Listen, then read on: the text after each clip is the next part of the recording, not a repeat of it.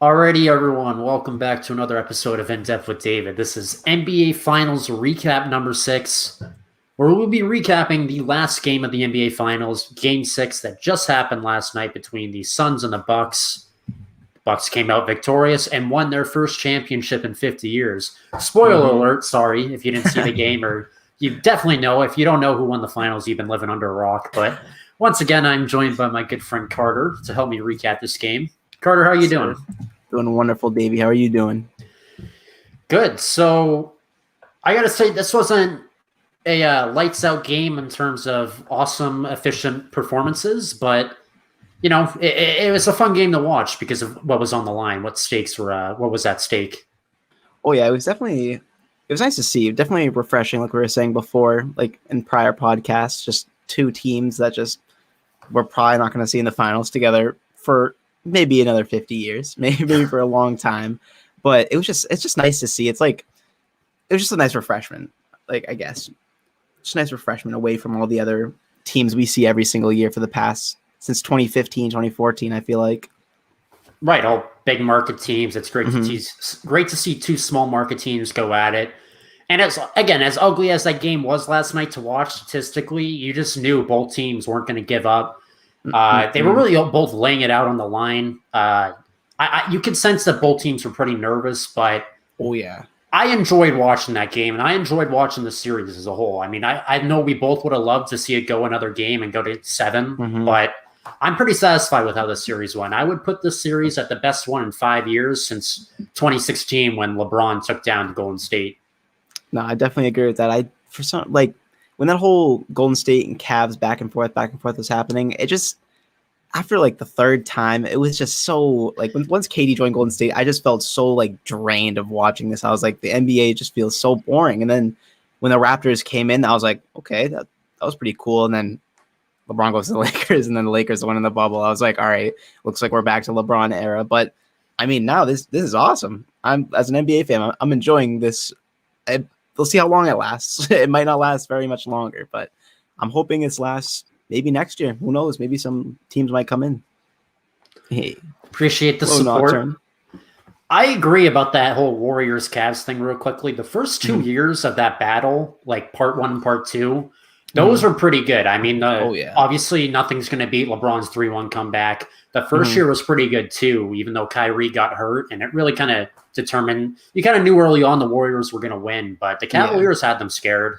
And after that, though, it was just easy goings for the Warriors once they had KD, like you said. But I enjoyed this. I thought this was fun. I don't think this is going to last for so long because I think it's just going to go back to the Nets or the Lakers winning it next year. But we'll enjoy it while it lasts as NBA fans, and it's just great. It's kind of a nice little slap in the face of someone like Adam Silver, who loves it when his children, aka the big market teams, make it to the finals, and all the analysts quaking because they had to go to a trashy town such as Milwaukee or Phoenix. It was great. I mean, I know a lot of injuries happen in this postseason, but I thoroughly enjoyed rounds 2 through 4 of this playoffs for any team. Oh yeah, and the outcome, watching, once the Bucks won the game, it was tough to see Chris Paul walk out, head just shaking his head, just looking just absolutely just so pissed off, just disappointed, I guess you could say. He's probably just a ton of emotions are probably going through his head. But just seeing Giannis sit down on that chair, just put his arm on that chair, and then just start crying. I was like, wow, this is actually this is pretty cool to see. I like this as a fan. This is nice to see. And the crowd too. Outside, there were so many people. I've never seen that many people. I feel outside just cheering their team on. They weren't even in the building. They were all just flooded outside. Did you catch Stan Van Gundy's line about all the people outside during the broadcast? No, what did he say? He said, Dr. Fauci is cringing watching this finals game right now.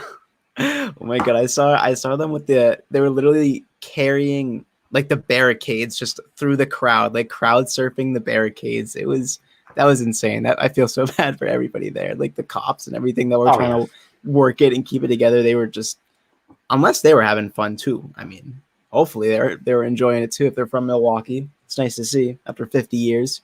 great night for the city of Milwaukee. Hey, celebrate all you want. Celebrate for the rest of the week or rest of the summer, really. I mean, you earned it.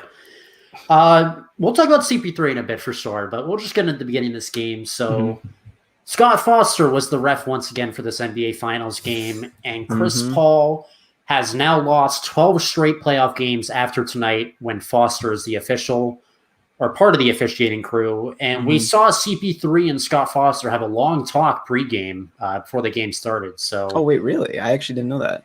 So yeah, they the broadcast showed it for like a minute, and they were actually talking for a while. It wasn't like a quick interaction, like all right, let's have a good game tonight or whatever. Like they were having a deep conversation. Oh wow! And this goes back to what we talked about in a prior podcast, where.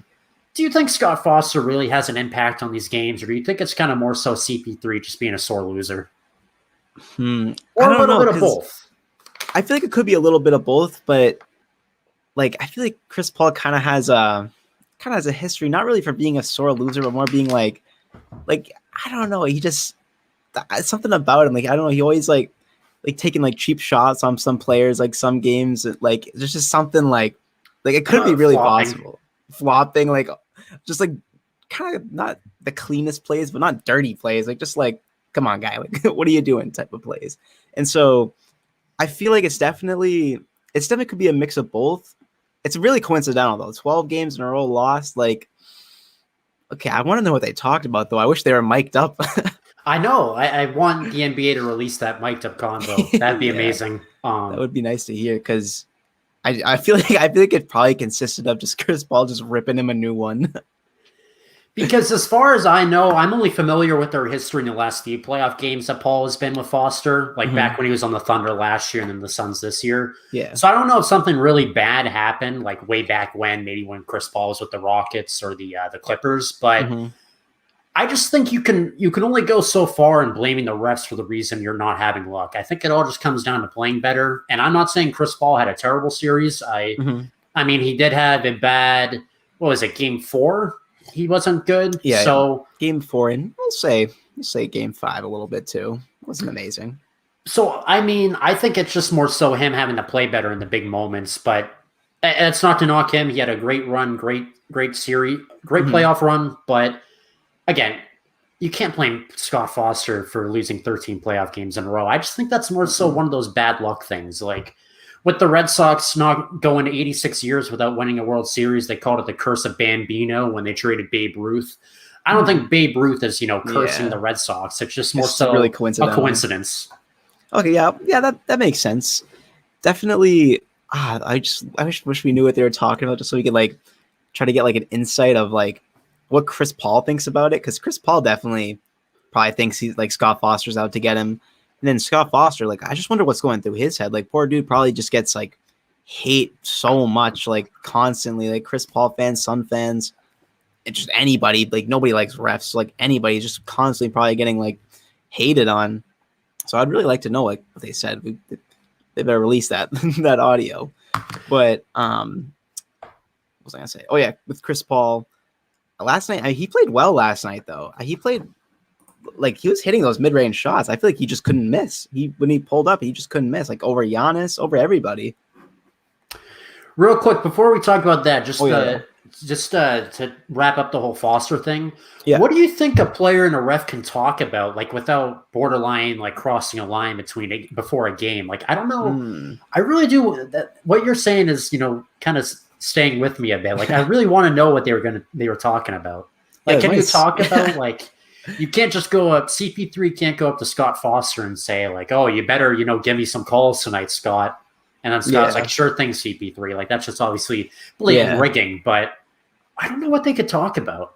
Yeah, they're definitely not making small talk. It definitely was not any small talk about the family or anything. It must have just been like, how can you even start that conversation? Like, stop rigging my games. Like, how do you approach that situation?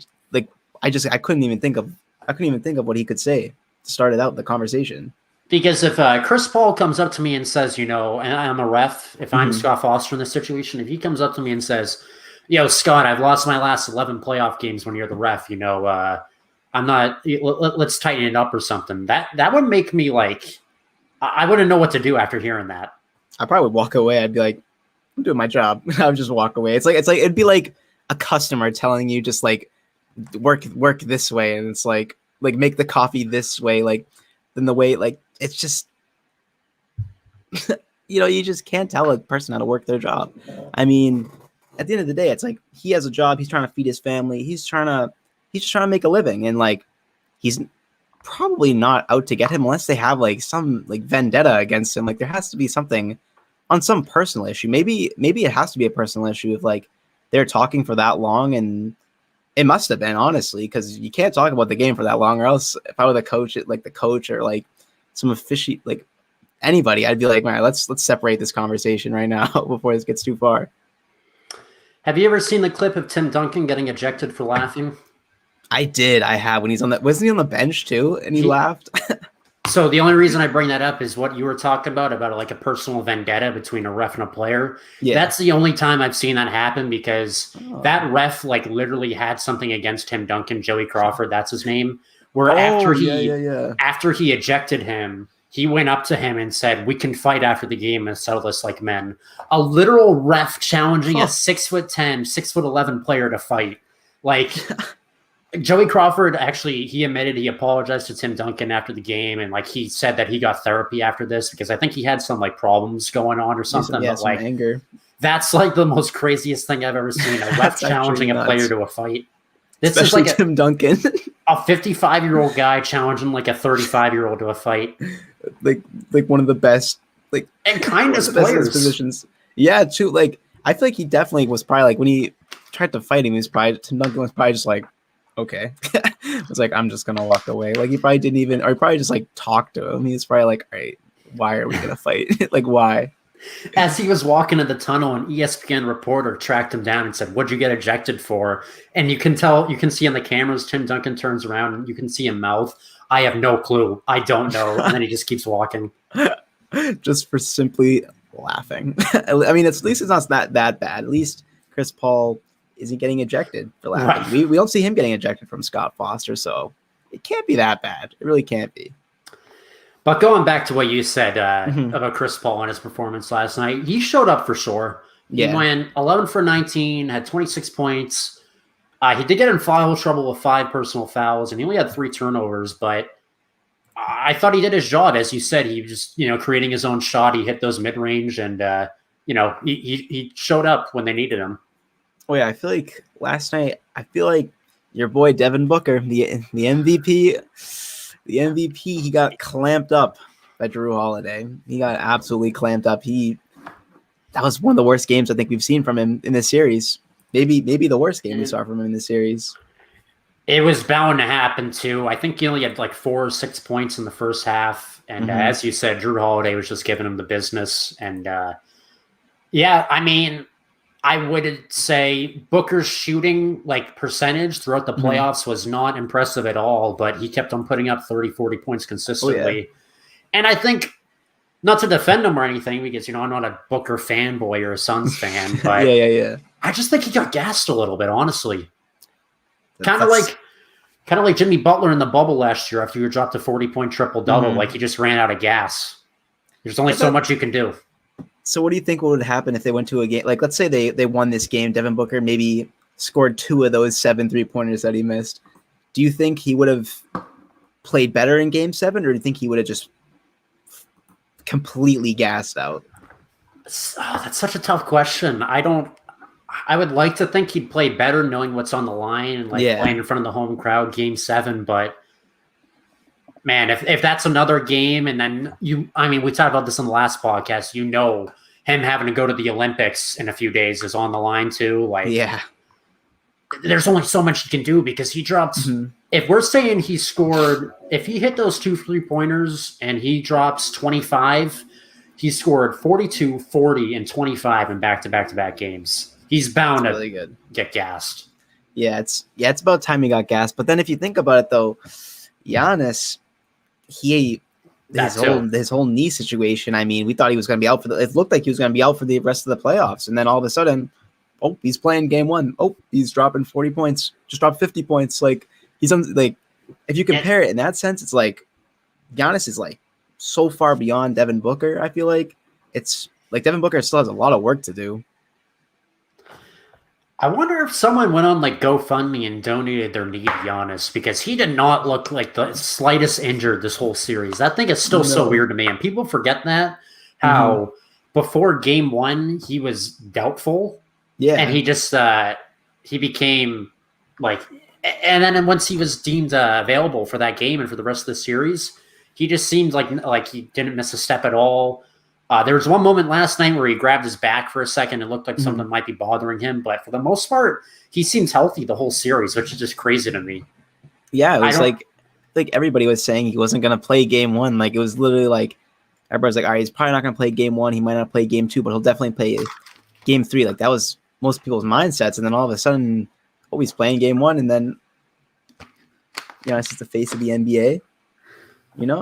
I could agree with that, honestly. Now after this season, he might overcome LeBron.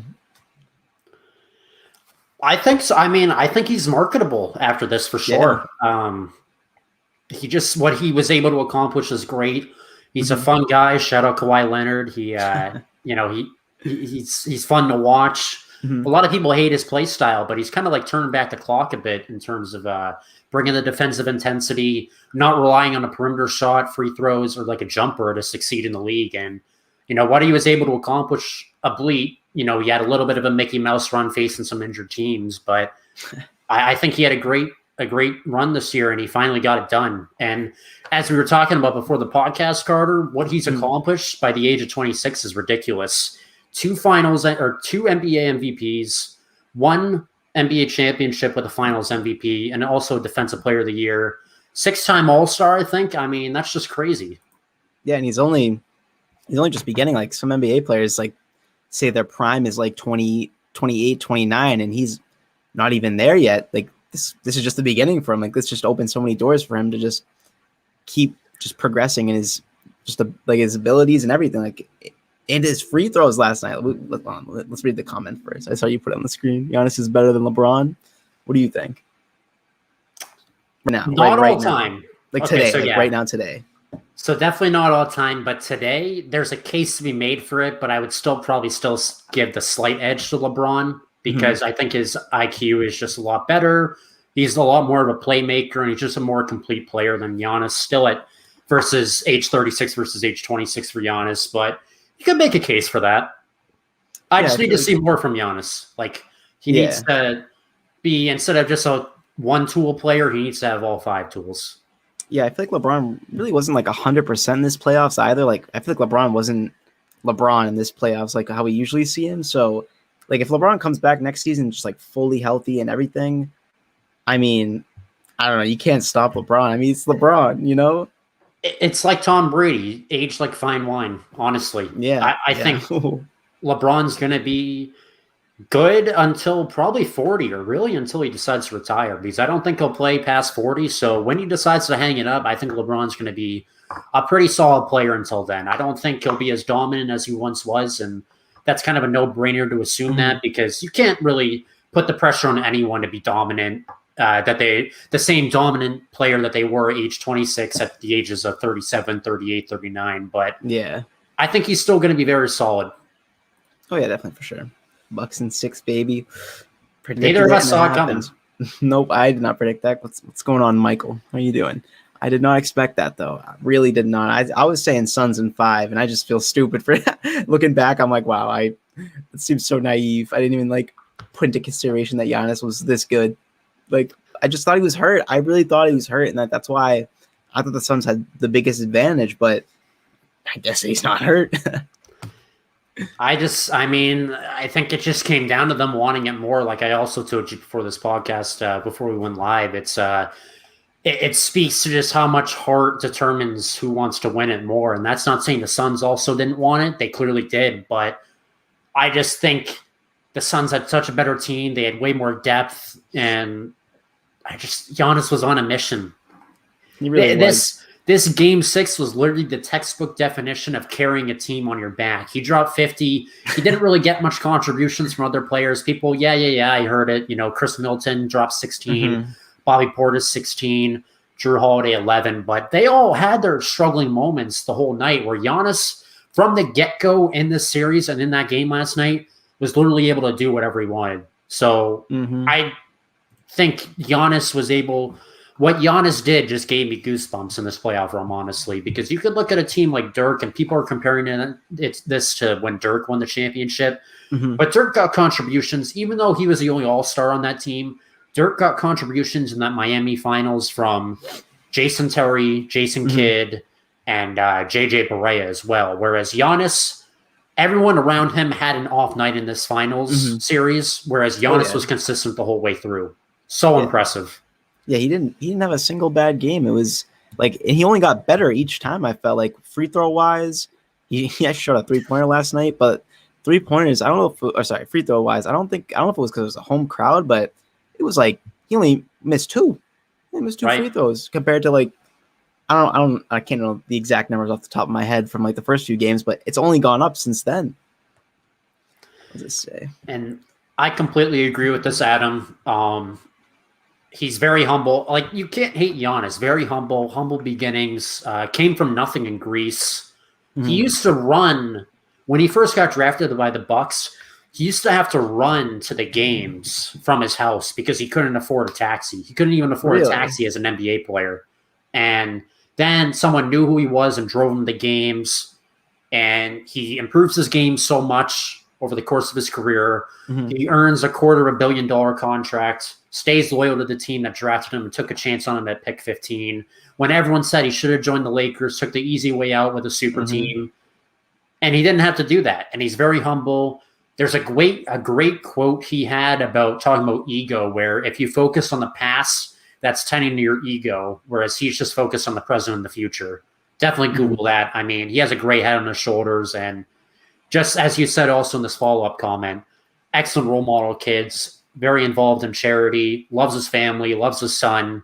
And you can't hate the guy, honestly. I think whenever you see him, like, he has such like a growing social media presence. Like you were saying, like, he's turning into probably one of the most marketable players in the NBA on one of the least marketable teams. So he just basically put the Bucks right back on the map. Just being one of the most marketable teams. Like, the jersey sales are probably through the roof right now for Giannis. You know, you don't see him doing commercials. You don't see him, posting ads on Instagram or whatever. He just wants to ball and get better. Yeah. And, and he's loyal to his family too. I remember there was a clip of TMZ catching him in Hollywood, wanting his opinion on something. Fans were coming up to him saying, like, can I get a photo with you? And he's like, nah, like, I'm with my girlfriend. Like, I'll see you some other time. Like, Yeah. He's very level-headed for sure. He doesn't get caught up in the fame, which you love. Oh, yeah. And he got his brother got a ring too. Isn't his brother on the team? So all of his brothers now have a ring because Kostas won with the Lakers last year. Oh, that's and pretty cool. Tenacious with the Bucks. Oh, that's the Ball brothers next. You never know. LeVar would go crazy if that happens. Especially if they're all on the same team on the Lakers. LeVar would just be considered God at that point. The first thing Giannis did after they won the championship last night was he went into the locker room and did an Instagram live with his brother, who's in quarantine right now because of health and safety protocols, and he celebrated the championship with him in the locker room. Oh, that's so cool. That's wholesome. Yeah, that is really wholesome. And like, I feel like every time I see clips of him on Instagram or like Twitter, it's always just like him smiling or just like him just being nice to the reporters. Like nothing ever mean. Like I just don't see clips of him being like rude without being provoked, I should say. Like there's nothing like him just like he's not a rude person. Like some players, like you look at them and you're like, okay, they look pretty rude. But like Giannis, like he's just a nice, friendly dude. What do you think about this? Well, is this the last we're going to see of Giannis in terms of winning championship? Do you think he's only going to get one ring? It's still way too early. He has another 10, 15 years left in him. I think that's fair to assume. So what do you think the future is going to hold for Mr. Antetokounmpo? The teams around him are only getting better, which is scary because, like, the Nets, if they're fully healthy, there's no chance. Like, there's literally no chance that he can take on the Nets. I mean, it's a God squad. It's literally just a God squad. It's like a my team, just made up team. Like that's the Nets team. Like, and if they're all just like fully healthy, I can't see him beating them. I mean, I don't know who else really in the East, though. Actually, now I'm thinking about it. I mean, the Celtics, they can get better. Yeah, the Celtics. Hopefully they can get better. I don't know. Like, it's going to be tough. I don't know. I could see him getting one more championship. If the Nets just keep up this, like, super team, like, I don't think that Giannis would be able to. But, like, if that team just ends up collapsing, which is highly likely, that team very much could collapse. I feel like the collapse ceiling is very high. But if they collapse, like, in the next, like, 2 to 3 years, I'd say Giannis definitely has maybe 1 or 2 championships under his belt. What would you say? I think you hit the nail on the head with that. I don't think he's going to win another one in the next couple of years, but once, because you got to figure all of Brooklyn's core, or at least that big three, is on the wrong side of 30. I'm pretty sure Kyrie is 30 now, or close to 30. Yeah. KD's 33. Harden's 32. So they say when you hit the age of 35 in sports, that's when you tend to regress. Yeah, like they're not getting younger. I think when the better days of that super team are behind them, which will happen in a couple of years, Giannis is only going to be around 30, which is just entering the prime, or like in the midst of your prime. And I think he can win another championship. So I will give it a few more years, but I think it's definitely reasonable to assume Giannis can come out of the East again consistently in another 3 to 4 years. But I think this year for the league was just more of a crapshoot with all the injuries and the short start after the bubble run, where we see teams like the Bucks and the Suns and the Hawks benefiting from a lot of the other teams getting injured, where they were able to make deep runs in the playoffs. Obviously, with the Bucks winning it all, but I would say you're going to have to wait another few years for the Bucks to come out of the East. But it's perfectly reasonable to assume Giannis can get it done once or twice again in his career, or maybe even 3 times, or 4, or 5. Or 6, like LeBron said, not 4, not 5, not 6, not 7. But I think, to sum it all up, I think we'll see Giannis make it out of the East again, but it'll take a little bit of time. What do you think that, like, what could the Bucks add to their team that would allow them to overcome the Nets fully healthy, let's say next year, hypothetically, if the Nets are fully healthy? If they were somehow able to swing a trade for Damian Lillard, it's never going to happen, but that'd make them the favorites to me in the East over the Nets. Yeah, that's a really good team. If they got Damian Lillard, that's a clutch team. I would trade Chris Middleton for Damian Lillard. Oh, yeah. Maybe even throw in... Oh, yeah, that would be quite... They would have to give up a lot. They would definitely have to give up a lot. One of Middleton or Holiday... and like 4 first-rounders, and then like Dante DiVincenzo. Just get Brook Lopez too. Just sure, throw him in there. But a big 3 of either Holiday or Middleton, whoever's left, Lillard and Giannis. That's scary. That's pretty good. That is pretty good. No, I definitely agree with that. Chris Paul's best chance to get a ring, but I think it's over for him. I think we both agree on that. Age 36, 16 years in the league. This was it for him. In the he had like a post-game interview, and I'm pretty sure they were like, oh, like people are thinking I'm going to retire. He's like, I'm not going to retire. And I was like, why not? It's like, maybe time, Chris. Like you were saying a few podcasts ago, like maybe it is time after seeing what happened. That it's got to be unmotivating. Oh, this is the toughest loss of his career for sure. And I think if they won, he should retire. If they lose, I think you should also still consider retirement. Obviously, he's not going to. We already said it, as you just talked about. But you got to look at the landscape at the league and realize how many more of these chances am I going to get? Because this was handed to you on a silver platter. You went up 2-0 in the finals. You lost 4 straight. You're 36. You know, he's going to run it back for at least 1 more year, I assume, with the Suns. But this was just such a good chance for him. Imagine he goes to the Bucks. You don't think the Bucks should require another? It comes down to, is anyone really going to want to openly play in Milwaukee or choose to play in Milwaukee? Like it's definitely not on most players like top of the list. Maybe after this series, maybe, but I don't know. I can't see really any stars wanting to go there. But I mean, then again, Damian Lillard is in Portland, so he's not really in a super big market team. So he could want to just, go to another low market team. I just think if they're going to want to get a player, it's going to have to be through a trade because no free agent is going to willingly choose to go to Milwaukee.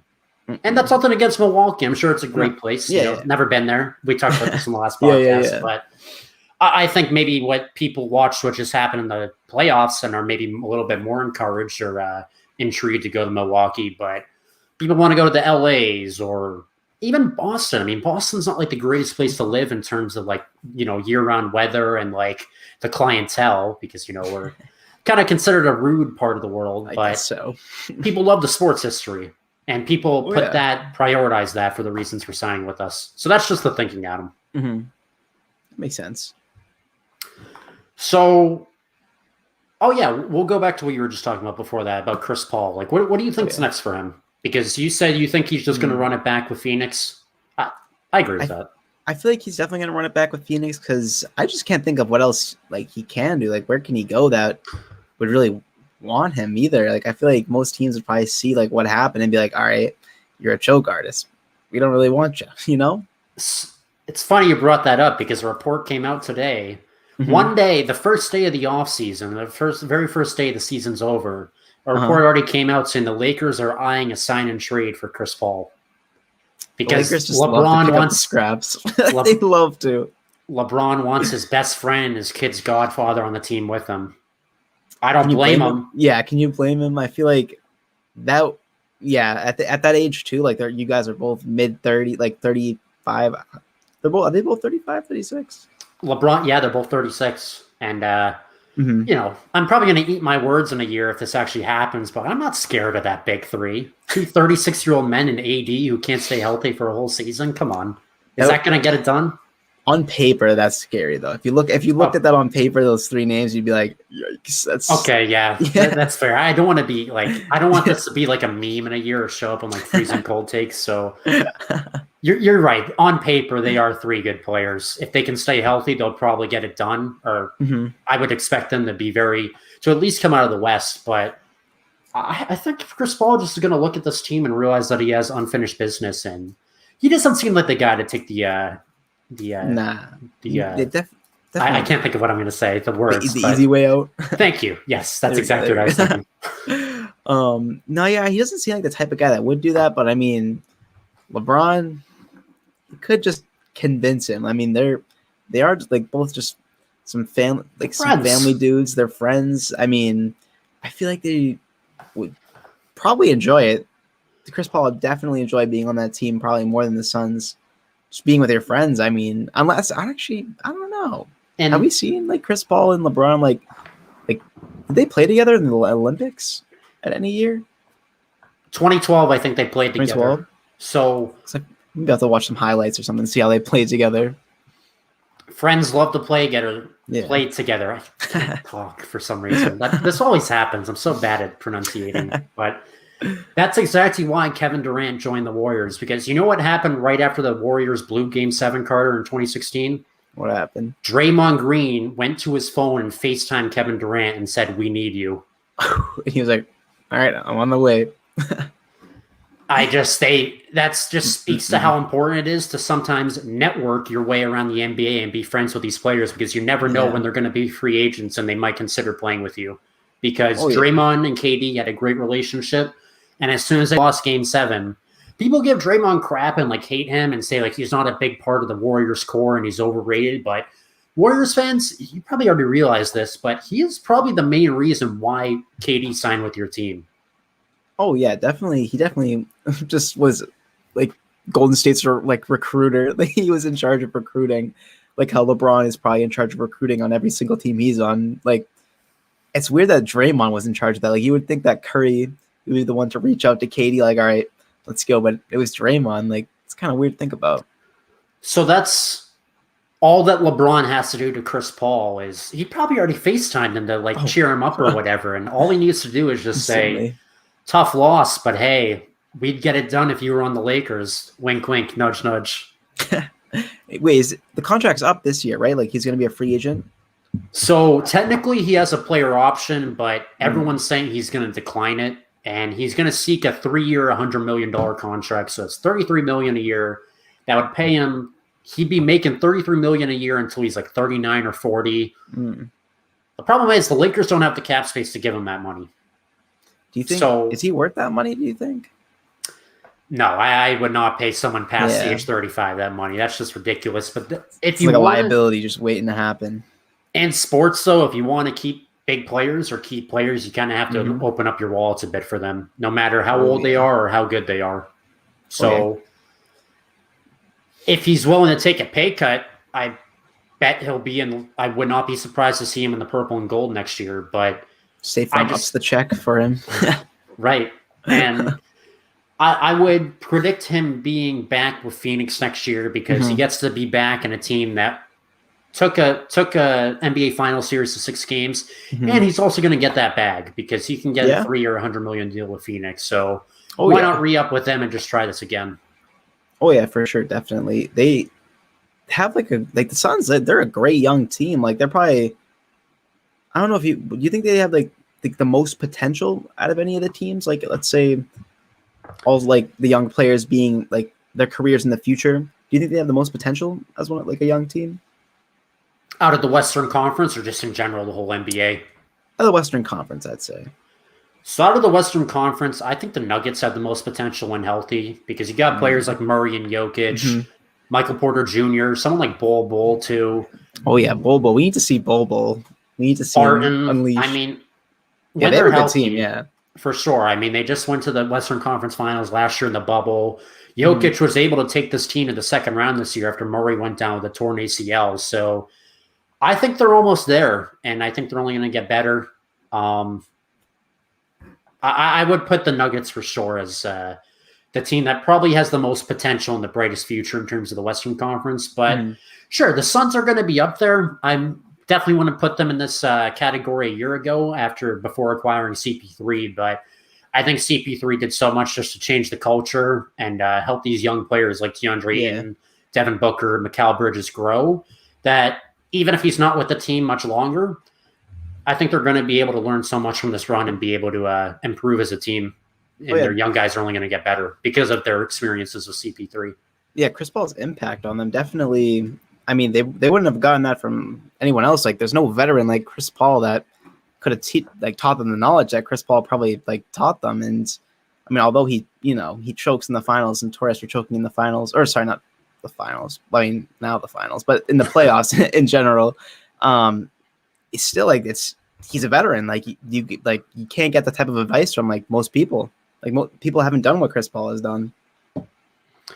And it just goes to show you the CP3 effect, where every team he's been traded to has gotten better or surprised people once he went there, because no one expected the Thunder to be good after they acquired CP3 in the Westbrook trade, and he elevated them to the 5th seed, and they took the Rockets in the first round of 7 games.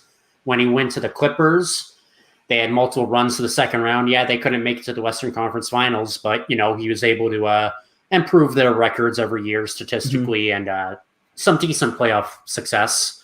And then he goes to the Suns, and in his first year, he wins or makes it to the finals. Yeah, it's really impressive. So even if Chris Paul goes to the Lakers, no guarantee Lakers are winning the chip. Absolutely, and Adam. And don't forget about the Clippers in this too. I think if Kawhi comes back, the Clippers are going to be right there again when healthy, although Kawhi tore his ACL, so I don't know when he'll be back. But that's at least a year, I feel like. Paul George still did a lot. So yeah. You got the Lakers, the Nuggets, the Jazz, who just had a solid year. Luka. Can't forget about Luka. Warriors, Mavericks. So I still think the Suns are going to be in the playoff mix, but I don't think they'll be the 2 seed next year, personally. I think they might be hovering around a 3 through 5 seed. Oh, yeah, definitely. The West, though, it's really competitive from, I think last year it was the 4th, 5th, and 6th seed. I think it was 3 of the seeds. They were just 1 game off of each other and just was going all types of places. And it's fun to see that, because the East is not like that. The East is either the teams are really far above 500 or really below 500, I feel like. CP3 to the Shanghai Sharks. Now? We'll see. Maybe he'll take his talents overseas. For sure. Draymond Green is absolutely the heart and soul. He's like what Marcus Smart is to the Celtics. Just not someone who lights up the stat sheet, but gets all the ducks in a row, and just it is the glue that holds everyone together. Oh yeah, definitely comes to everybody's rescue too. Just like will defend their players, like Draymond will get any call, like just to like protect the players. Out like I think he's just like one for his teammates. Like he cares about his teammates. Like how Marcus Smart does. Like Marcus Smart will like get ejected from the game basically to like defend his teammate or help out his teammate. So I guess we'll just quickly talk about the game last night since we haven't done that too much. Yeah. But I don't know. I mean, I thought the game was interesting. A lot of turnover. I thought both teams looked really nervous early on. I think both teams were kind of letting the jitters of the game get to them, realizing what was at stake. But yeah, even though the Bucks ended the first quarter up 13 and Giannis was really taking it to Ayton, I mean, both teams did not shoot well at all. Yeah. Granted, the Bucks picked it up in the final few minutes, but there's just so many turnovers. Just very sloppy. Definitely really sloppy game. That I mean, we talked about this before. That like the first quarter, it seems like there's always like such a large deficit, and then just slowly gets cut down like during the second. That mainly has to do with like home court advantage. I feel like the Bucks probably just came out a lot hotter. The crowd's chanting, screaming for them. I mean, it's their first finals in 50 years. Like the adrenaline's probably insane. So it makes sense why they went up so much in the first quarter. But the Suns, they were fighting. They fought back, and it was like pretty neck and neck for a while. And then, I mean, Giannis they couldn't stop Giannis, and Devin Booker just couldn't really make that many shots due to Drew Holiday. And it was an unfortunate outcome, we'll say, for the Suns. Very unfortunate. I don't know what their game plan was defensively. Once they realized Giannis was going to have a good night, they just kept on leaving him one-on-one with just the paint between him and Ayton. And obviously Giannis is just going to cook. Yeah, he got 50, but he really took Ayton to the cleaners. And like, Ayton's not a bad player. It's like you're going up against Giannis. How do you allow one of your you got to double team him? Yeah, exactly. You got to double team him. You got to. I mean, even if their plan was to foul him, that didn't work because all of a sudden he just knows how to make free throws now. And I think that has to do with just playing in front of the home crowd and not having to worry about people counting how many seconds it takes for you to shoot it. We saw it happen in games 3 and 4, and then it happened in game 6. I mean, just talks to how much home court advantage really does matter. Oh yeah, home court was a big factor in this series for sure. Like, I mean, except for when the Bucks. The one game the Bucks won that decided the series, basically that game 5 that decided the series. Like it just gave they gave the Bucks the momentum, and then the Suns, it just definitely was just probably one of the most unmotivating games they've played in this entire year. Absolutely terrible game to lose. And I would even argue the home court advantage helped them get back in that game because the Bucks were up by 14 at one point in game 5, and then the Suns start slowly climbing back in. The crowd starts getting louder, and I think the Suns are going to pull it off at the end. And then just they get their hearts ripped out because Drew Holiday makes the play of his life. Yeah. Yeah, and then this game, it was like, I feel like Drew Holiday, he didn't play well. Yeah, he didn't really play well, but I mean, we can't, like, defensively, he was great, but offensively, he didn't play well. But it didn't matter because Giannis. And then Bobby Portis was really big this game. I feel like he really picked up Drew Holiday's offensive slack, and he was just a menace on the court. Like, you seen like run, like I think it was like fourth quarter, he was just like running with it. So it made me laugh so much. We'll talk about him in a bit. So just to keep going back to the game, the Suns stormed back in the second quarter. They started hitting more shots. They held the Bucks only 13 in this quarter. So after being down 13 at the end of the first, CP3 also starts to get hot. And with that, the Suns head into halftime, leading 47-42.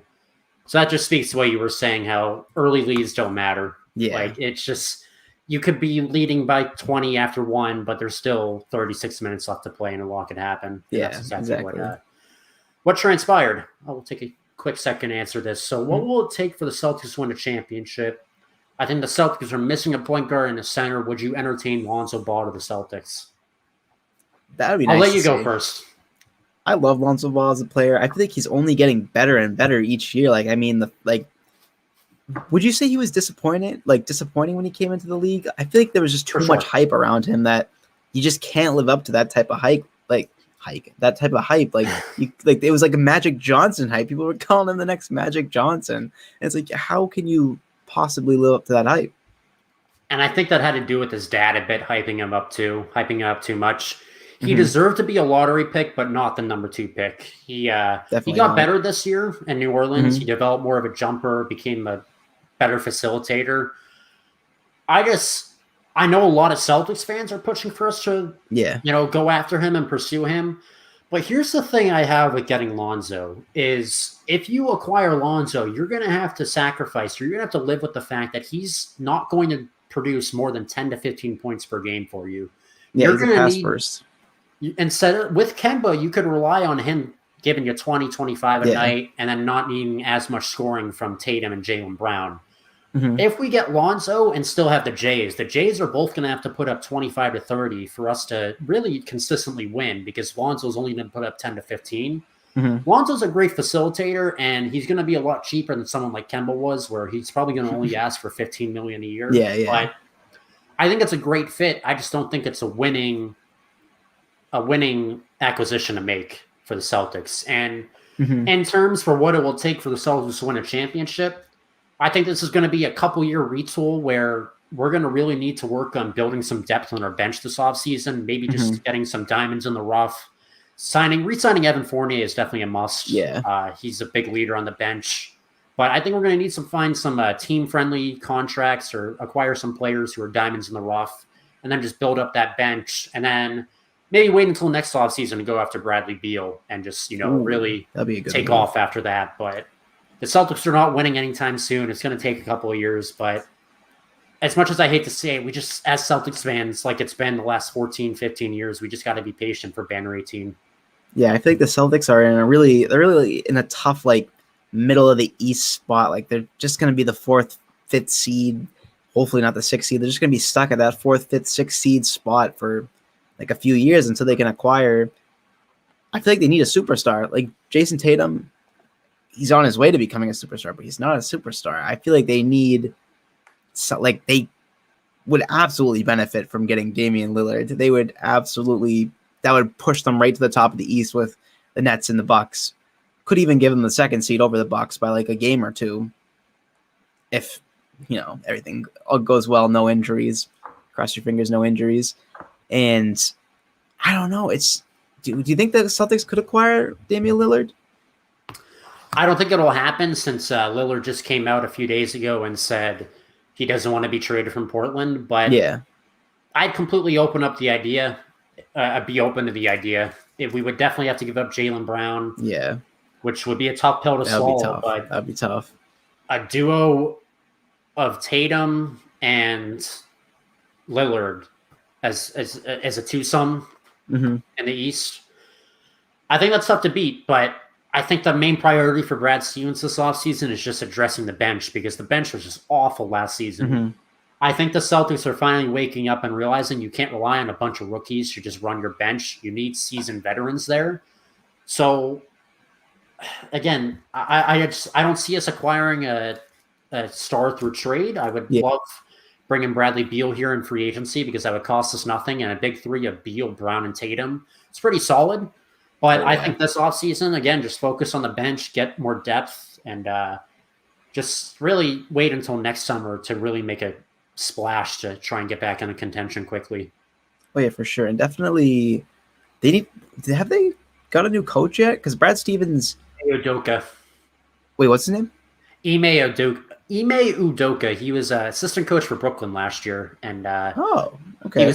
He was assistant coach under Greg Popovich for 7 years with the Spurs, and then he also spent a year with the Sixers with Al Horford. So, and he's on Team USA right now with Tatum. So he's already building connections. Okay, yeah, that's definitely.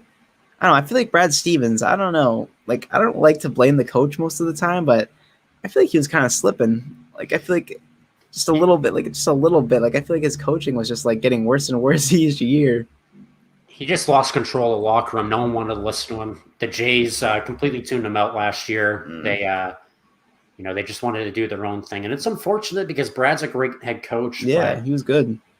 I'm not going to run through a brick wall for him. I'll tell you that much. Like, he doesn't fire me up like that. No. Like, he's not flipping over chairs in the locker room, screaming in people's faces, because that's just not who he is. But I don't think the Celtics need someone like that. And Ime Udoka is not like that. But yeah, I hope Ime Udoka challenges the Jays and says calls them out. It's like this. I'm the coach. There's no player. Right. Like, you're not LeBron. I'm the coach. Right. So I hope Udoka does that. But yeah, hopefully. We're looking at a couple more years, 2 to 3 more years until maybe I can really buy into the Celtics winning the championship. 2-3 years of 4th, 5th seed limbo, we'll call it. Them, like the Bruins, have got my hopes up for the last 10 plus years and then just completely destroyed my hopes and dreams because they can't fall watch short. The Bruins. I feel like every time I tune into the Bruins, it's just painful. Sad fans. It's sad fans. So going to the second half, Booker and Portis. This is really the Bobby Portis show in the third and fourth quarter. Yeah. Weird foul on Portis after guarding Booker pretty closely. Booker was just pushing him the whole time, but Bobby got called for the foul. But in the third quarter, Giannis stays hot, but Booker gets going a bit, and then Brook Lopez had a crazy poster. I don't know if you caught that. He had a nice poster dunk. Oh, wait, I don't think I did catch that, actually. Who did he poster? I forget who he posted, but he just drove through the lane and it was the most unathletic jump I've ever seen. But he just dunked and slammed it down and screamed. It's and that really got the bench going. And, Drew Holiday had a huge 3 as time expired on the shot clock. Giannis had 37 points and 10 rebounds after 3 quarters. And I think that's when I sent you that picture of that guy carrying a literal sofa on his back. This is Giannis. It literally was. And it was tied at 77 after 3. And Frank Kaminsky came in for Ayton because Ayton got in foul trouble. And I want to say Monty Williams was listening to our podcast because we both said play Frank Kaminsky a bit more. And he made some decent contributions. I think he had 6 points last night off the bench. So, nothing flashy, but you got to be impressed with what you saw from him in 11 minutes. Well, yeah, they might have been listening. I feel like they could be listening to us too, because we've talked about Cameron Johnson getting more minutes. He got some more minutes. I mean, this really one viewer could be Monty. It could be, probably but I feel like he definitely didn't play to what I would hope he would have played if he did get the minutes. He definitely didn't play very well. Really did. He did better with the last time he played last game than he did this game, which. You don't want to see it. You don't want to see that, but I can't really blame him when someone like Giannis is having a game like that. That just must give you just the most all right, it's over. It's over. It's their game in the bag. It's just they had so many opportunities to really break through because both teams were playing so sloppily the whole night, and it was really only Giannis that was doing anything for them. Yeah, literally. They just weren't able to get it done. It just wasn't enough. It was. I definitely will say it was disappointing. I was watching it. I was disappointed, but then as soon as I saw that ending, everybody standing there, Giannis, everybody with the trophy, I was like, "All right, okay, I'll come around." Yeah, I was like, "All right, I'm no longer sulking. It's okay." And in the fourth quarter, right at the beginning, Portis had a fast break that went off his leg, and it was eventually after a challenge called Suns ball, but at the moment, the Bucks retained possession, and this call was made by Scott Foster. And the first person to tell Scott Foster that he didn't agree with the call was Chris Paul. So Chris Paul starts running up to Scott Foster, and Bobby Portis just gets in the way and says, "No, you're not talking to the ref." CP3 pushes him, and he's like, "Get out of the way." And no technicals were called from this, but I just thought that it was hilarious how Portis literally just blocked him from talking to Scott Foster. He knew exactly. I saw you talking to him before the game. Not again. And definitely. He was literally he was just disrespecting Chris Paul. He was just laughing at him the whole time. And Chris Paul was literally blowing a fume over this, pushing him. And he's getting so mad. And he's just looking down on him, smiling, nah, not today. That must be so degrading. That really must be so degrading. And then the fact that they just win too. And then my God, Chris Paul, this is another L. He takes so many L's. He really holds them high, though. He just can't get it done on the big stage, and it's heartbreaking for him. I feel for him.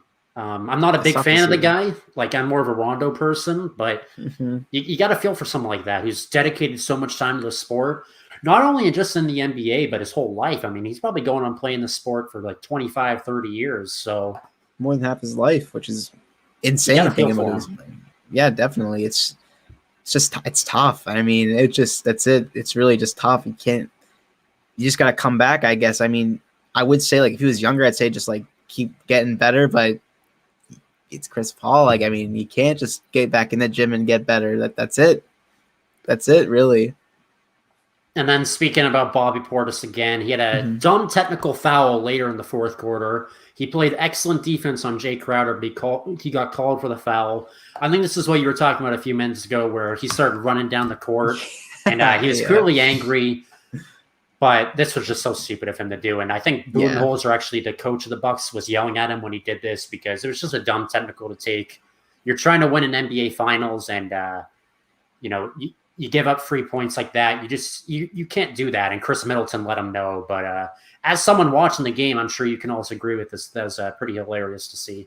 Oh, that was great. That definitely got the crowd going a little bit too. That, maybe he was just trying to sell a couple more Bobby Portis jerseys from that play.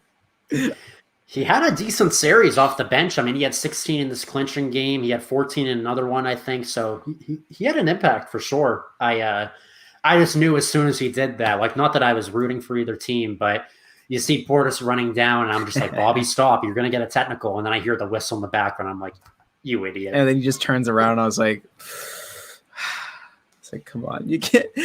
Maybe I would do that if I was at a park playing basketball, right. But you can't show up the refs. That disrespects them. The finals, yeah, the refs definitely have a temper. That far in a game, it's like, okay, that's enough. That's it. If that was Joey Crawford, he probably would have challenged Bobby Portis to a fight right there. Yeah, Bobby Portis, come here. But right now, credit to the leadership for Chris Middleton, like putting his arms on his shoulders and saying, "Don't do that. We're trying to win the finals. Don't be stupid." Yeah, that was definitely like a humbling moment for Bobby Portis a little bit. He probably got a little like, I think this is the most points he's scored in the series so far. So or even in the playoffs, honestly. Actually, did he have a 20-point game? Why do I feel like he had a 20-point game at some point? This series, at least. I would say this was his best game in the playoffs, and he'd probably agree with it. Oh, yeah, for sure. For sure. Definitely, this is his best game. So maybe he's just like, it was just the adrenaline. It was probably the crowd. Like, it was probably just everything just all like around him. Just everything's so new. And so, like, I mean, that only helps him grow as a player, though. I mean, it's definitely really good experience to just have like someone to be able to tell you, like, all right, calm down. We're in the finals. And it worked. I mean, and they won. They then proceeded to win. So, like, good on them. Speaking of adrenaline, it's like Drew Holiday going up for the lob in the end of Game 5. Like, he just was in the moment. He's like, "Screw it, I'm going for this." Said, let's do this. Worked out. Exactly. Works out if you got Giannis on your team, right? And when it was 192, Bucks had the ball, and a basket might have iced it, and a stumbling Giannis finds Bobby Portis wide open in the corner for 3, but he misses it. This would have been the dagger. It would have put them up 103-92 with 2 minutes left. But right after that happened, just when you think the Suns are out of reach, Booker scores in transition, and then another basket makes it 196. So you can never count the Suns out. Yeah, the game, like, it felt like it was still in reach for the Suns. Like, they were like so close. Like, they were just so close. They just couldn't like get that one possession to make it like a one possession game. It just was. It felt like just a constant 2-possession game the entire time. And you can't give up any possessions. I mean, like, the Bucks, they weren't giving up anything. I mean, they were making sure Giannis had that ball. They were just making sure they would feed it to him in the paint because it works every time. It's the safest play for them. Might as well keep going, And then Middleton, after that, once it was 196, gets the ball in his hands off a handoff from Giannis and hits the shot of his life over Booker. Tough fadeaway jumper. That was nice. That was a nice shot. Just under a minute left makes it 102-96. And this was pretty much the dagger at this point. We didn't know that at the time, but that was amazing defense by Booker. Not much else he could have done there, but Middleton just got it to go. Yeah, that was like, wow. When I saw that shot, I was just like, they won. That's it. That's it. You just can't, like, as much, like, Devin Booker, give him respect for clamping him up, but that shot, it was just destined to go in. It really was. And I didn't even think Middleton should have shot that. I thought he should have waited a little bit more because I think they still had plenty of time on the clock. And he took that shot, a fadeaway right with Booker's hand in his face. I'm like, oh no, what are you doing? And then it went in. I'm like, holy cow, that's such a huge bucket. I know. I was I really thought he was gonna miss, and I was like, the Suns, they're back. And then he makes it, and I was like, well, that was fun. That was fun while it lasted. And that's really when, as you said, the wheels fell off for Phoenix because Booker missed a three. Middleton got the rebound, and they didn't need a foul, but Bridges fouled him, and Middleton makes both free throws, making an 8-point game. Then out of the timeout, Chris Paul misses the three, rebound Middleton, and then just like that, the Bucks are your NBA champions. Yeah, that was a great series, though. I enjoyed that series, like you said earlier, probably one of the best series since LeBron and the Warriors in 2016. I'm saying like LeBron and the Warriors, like he wasn't on the Cavs. The Cavs and the Warriors 2016. But hopefully we have more of this. Hopefully this will open up the eyes of some teams. Like we don't need like a big three to really make a big push. We just need like to focus on one really good player, get him like surround him with like some like pretty solid role players, maybe an all-star, and then that's enough. I think this year was so unique, not just because of the pandemic, but loyalty is the antithesis of how to be successful in the NBA, where players are, leapfrogging teams back and forth, requesting trades and just teaming up with their friends. And that's just the formula for success in the NBA. But you see a group of guys who, minus Drew Holiday and really, I guess, PJ Tucker and Lopez and whoever, but Giannis and Middleton, who have been loyal to the teams they were with since they just were first brought into the league, being able to duke it out and stick it out after a ton of tough playoff losses and a ton of underwhelming seasons, finally get it done on the big stage. I think a lot of teams should look at this and realize, just as you said, build around one superstar, get him some complementary pieces, and we can get it done. Yeah, exactly. Like, a small market was just able to win an NBA Finals, which hasn't been done in a while, as we keep emphasizing, but it's really impressive. Could give the Trailblazers some hope as well, because I feel like they have just as much talent as the Bucks, maybe a little less, but not maybe a little less because of Giannis and then Damian Lillard. They're obviously not up the same levels, but both superstars. People forget they just made it to the Western Conference Finals a couple years ago, the Blazers, and they got swept by the Warriors, but in at least 3 of those 4 games they got swept, they were up by at least 15 at one point. Yeah. So they could have easily made it to the finals. I mean, they've got a solid team. It's just like the Suns this year. Sorry, this is kind of a little bit of a roast. They just are never able to finish the job. I can't see the Blazers finishing the job. They just, like the Suns, some choke artists, they can't finish the job. I guess the Bucks could though, it's awesome to see. It's really nice to see, especially in the East too. We love to see like the East winning. I mean, even though it's a Celtics competition, it's nice to see the East win. And then just talking about the celebrations a bit, like you said earlier, probably the most raw moment since when LeBron won back in Cleveland. We see Giannis collapse on the floor, start to tear up a bit, and then sit down in that chair and just soak everything in. Like, what the heck did I just do? That was nice. It was so cool to see. Just a kid from Greece.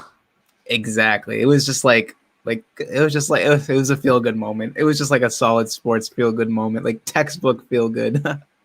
And the first thing he does is he high fives some teammates, but he goes straight to see his family in the crowd, gets a hold of his mom, his girlfriend, his son, and then joins the celebration, and just so wholesome. And then on the other end, you have Chris Paul, who just completely head down dissed everyone and walked off the floor. Like, I don't blame him for doing that, but because LeBron did that too when he lost the finals. He just walks off the floor without handshakes or high-fiving anyone or interacting with anyone. But I mean, it'd be tough for me to really just shake hands with people that just beat me in a hard-fought series for sure. Yeah, and now Devin Booker has to play with them. So, which everyone's saying because they're leaving for Tokyo on Friday. They're taking a private jet from Team USA. It's going to be only Booker, Middleton, and Drew Holiday on that flight. People are saying that's going to be like an awkward 18-hour flight. It's going to be real. I don't think so. I don't know how much there will be to talk about. It's like when you have like two friends that are super close, and then one person that's like kind of close. You know him, but you don't know him like that as much as you know the other friend. That's what it's gonna seem like. I don't think they're going to be silent for 18 hours. They're definitely going to talk. And I think it's just all respect. Like, they're not going to be best of friends. Like, I want to be best of friends with someone who just beat me in a hard-fought 6-game series. But exactly. Now they got to work together, though. They got to work together to win a medal. Mm-hmm. I think Booker's probably still mad about what happened, but by tomorrow or definitely by Friday, he's going to be locked in to help USA win a medal because, honestly, Carter, they're going to need contributions from these three players because of how shorthanded Team USA is. Yeah, Team USA will definitely have to review a lot of the games because it's going to get real interesting. These how does it? Wait, okay, hold on. Excuse my ignorance when it comes to the Olympics, but how many like games do they play? And it's like, how do you decide who gets the medals? Like, is it just? I mean, obviously it's whoever. I'm going to assume whoever won the most games, but how many games are there, and how does it work? Like, is it like a playoff type? How does it work? Teach me, David.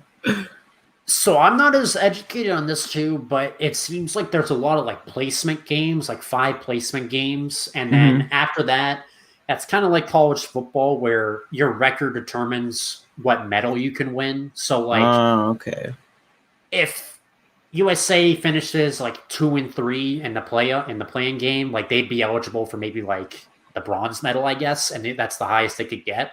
That's what I think it is. I'm probably wrong, and I'm probably gonna get some hate in the comments for this, but I think they do play a number of like placement games, and then you get into the actual like prize games where it determines who wins what medal.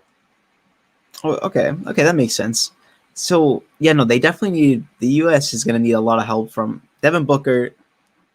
I mean, everybody they need all hands on deck right now. It's because they don't know if Zach LaVine's going to be with them either, because he didn't take the flight with the team to Tokyo because he has to be held back because of health and safety protocols. Oh, these health and safety protocols, like is it because did he have COVID, or is it just like he came in contact with somebody that wasn't one of those things? So he might have COVID, or he definitely at least came in contact with someone. Yeah, it's tough because I would assume all NBA players are probably vaccinated. That's probably a requirement. Not all of them. You'd be surprised. It's not a requirement. Really? A lot of them. I actually did not know that. A lot of them. I don't want to say a lot of them. I don't want to speculate, but yeah, probably a decent amount. Yeah, there are definitely some who opted not to get it, and I would guarantee some of them are on that Olympic team. So. Oh, okay. So then that's definitely scary. And if you definitely should, if you came in any contact with COVID, it's still very much. I don't want to get like COVID political, but it's still very much a disease. Yeah. So they should definitely keep that into consideration. Okay. Yeah. So they're being safe, at least they're being safe about it. But does that mean like Zach LaVine, he can't come back? Like he can't go back to them? If he's cleared from the health and safety protocols, then he'll fly separately to join the team in Tokyo, but for now it's just kind of the waiting game for him in quarantine. Oh, okay. So if let's say Zach LaVine, he misses the first game, but he's able to fly out for the second game, can he still play? That's a good question. I don't know about Olympic eligibility. I don't know if he'd be allowed to or if he could, but that's a good question. Yeah, I don't know. Someone let us know in the comment section below. Yeah. Also leave a like. Oh, yes, there we go. Sneaky like plug. So, real quick, because we'll wrap this up soon, but just a little bit more about the celebration. Are you surprised that the fans in Milwaukee booed Adam Silver? I actually didn't catch that. Once the celebration came on, I forgot what I was doing. I think I was playing Dead by Daylight or something, but I had it muted. Like I was just like looking up and down. But what? Wait, why did they boo Adam Silver? What did he do? I think he's a great commissioner, but it's just kind of a tradition in sports where they boo the commissioners. Like the NFL does it all the time with Goodell, even at the draft. But what's there to be mad about with Adam Silver? He did a fantastic job with the league this past year, managing the league through the pandemic, being the first one to shut down and realize, oh crap, this is a serious thing. Yeah. And then being able to get 2 seasons done in a year. I don't know what they're mad about him for, but he seemed kind of shocked too. He didn't seem like he saw that coming. Yeah, I feel like he doesn't really get that much hate, like at all. Like I feel like There's some, but not much. Very minuscule. Maybe like an Instagram comment or two, but nothing. Wow, they really booed him. I think he's trying his best. I mean, once again, he has a job. He probably has quite a stressful job. Trying to manage that entire league must just be absolutely beyond stressful. But I saw they brought out the display case, and like the display case of the trophy was like a Louis Vuitton like velvet case. It's like, what is this? I thought that was really funny. But them booing him, I don't know. Maybe Milwaukee just has a vendetta against Adam Silver. Maybe a lot of. I mean, this. I'm not going to get political or whatever, but if you lean on one side of the fence politically, you might not agree with Adam Silver. I know some people are more upset with him because of like the NBA's relations with China and what happened a couple years ago with that. Okay, and he didn't really say much about that, or I don't know. I think Milwaukee probably didn't. I feel like most fans don't really care too much about that. I don't think so, but you never know. Like, yeah, honestly. That could be. I mean, yeah, they booed. I mean, we never know. We'll have to talk to Milwaukee. I just don't know why. Right, yeah. Have to get entire Milwaukee on this podcast and talk to us. Fly out, do a vlog. After that, and then right after the booing happened, PJ Tucker went up to Adam Silver and dapped him up because why not? Yeah, why not? That's so funny. That would just be so funny. Yeah. Adam Silver was probably like, hello there. Appreciate the support, some flame. Davey. So, because right after, as he was getting booed, because they had to introduce Adam Silver twice, the reporter, Malika Andrews, says, please welcome our commissioner, Adam Silver. And then there's like some technical difficulties. And then she says again, like 2 minutes later, please welcome Adam Silver. And then you just see PJ Tucker come out of nowhere. And Adam Silver's like, where did this guy come from? And he just daps him up and he hugs him. And Adam Silver's like, oh, okay, get off me. That's so funny. PJ Tucker's hilarious. Like when I was watching him like just with his son, just like and like at the end, it was just so like so cool to see. Like he's just like a funny look, like just funny dude. Like just like his mannerisms, like what he was doing, it was just so funny to me.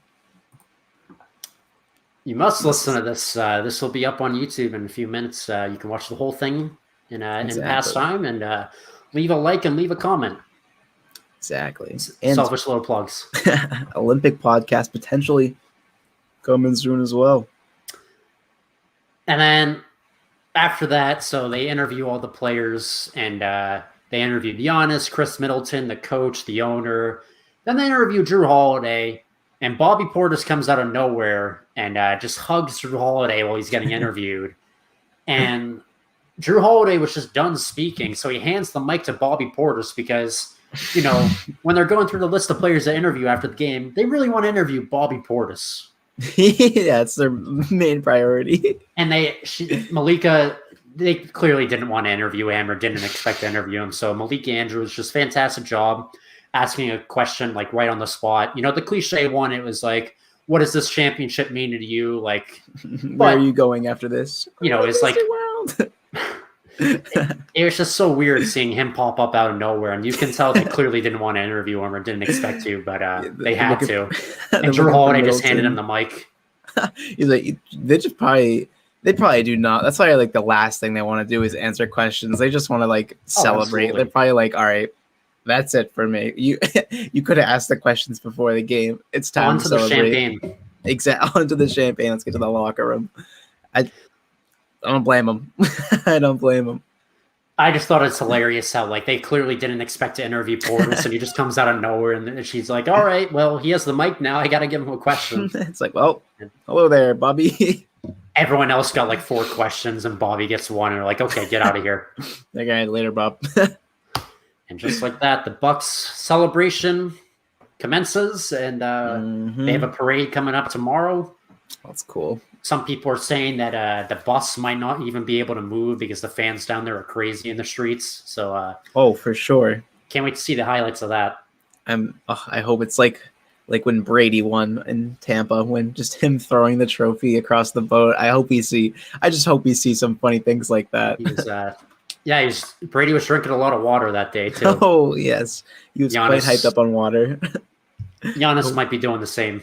Well, no, his kid and his wife or his girlfriend will be with him. I don't think he wants to do anything stupid, but they'll all have fun for sure. Oh yeah, definitely. It'll be definitely more feel-good moments to watch. You think Chris Middleton might kick back a bit? Just be hung over on an 18-hour flight. Oh, yeah, they can't really celebrate too much. Yeah, I say, you know what? Why not? Why not? Why not? I feel like they earned it. They definitely earned it. Devin Booker, he did not earn it. They did. They definitely earned it. Yeah, I don't know. I think Booker might be staying in Milwaukee too, because I think the flight is coming to pick them up in Milwaukee and going straight from Milwaukee to Tokyo. So, like, I feel so bad for Booker if that's the case. Yeah, he cannot leave that hotel. He cannot leave that hotel without at least order room service. Yeah, just room service, hood on, and just right to the airport as soon as it happens. That sucks for him that he's in Milwaukee right now. That really does. It's a great time to be someone from Milwaukee, though. That's for sure. Congrats to the Bucks for winning for the first time since 1971. And that wraps it up for this NBA Finals recap. But we will be covering the Olympics. And I have to prep myself for this upcoming schedule of games, Carter. Do you know what times the games are at? Have you seen that at all? I have no clue, but the fact that they're in Tokyo, I could imagine it's it's going to be brutal. I'll be sure to just, set alarms. Gotta set alarms. The first game is at 8 a.m. One of the games is at 12:40 in the morning. And I think a ton of them are at 8 because I think it's like a 12-hour difference, so it's really 8 p.m. their time or something like that. But I'm not ready for that either. But I gotta just wake up early, it looks like. I'm doing that for you guys. One bag under my eyes equals 1 like. 2 bags under my eyes equals 2 subs. So multiply it by 2. There we go. That's 4 subs. Right. So we'll be recapping these Olympics. I think this team's going to be more interesting than the years past because they're not as dominant. So, it's nice to see. As we've been saying, this gold medal for USA this time around isn't as much of a cakewalk as it was in years past. Oh, yeah, and definitely be a good way for players like Devin Booker to really bring our good perspective of him back. Praise him again, I should say. Hopefully. Can't wait to do it. Hopefully. Unless he ends up just playing like he's playing like he played last night. Well, he doesn't have Drew Holiday to clamp him up. He's got Drew Holiday on his side this time, so. We'll see. It's going to be an interesting run for the Olympics, and I hope it's as entertaining as this finals run was. Hopefully. Alrighty, everyone. That is going to do it for this recap. I want to thank everyone for sticking around with us for this 1 hour and 17-minute recap. We unpacked a lot, but it was definitely worth it. Oh, yeah. And I want to thank everyone for watching all these NBA Finals recaps with me and Carter.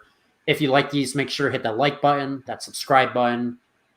Tell us what you like in the comments about us, what you don't like about us in the comments, or just what you like about the content, don't like about the content. Just let us know what's on your mind. There will be more content related to sports coming on my YouTube channel in the coming days, weeks, months, years, centuries. So just stay tuned. Carter, I want to thank you for doing all these recaps with me of the NBA Finals, and I can't wait to do the Olympic ones with you. Oh, definitely. I cannot wait for those. And we will talk to you guys soon. Take care. Have a good one. See ya. Good one, guys.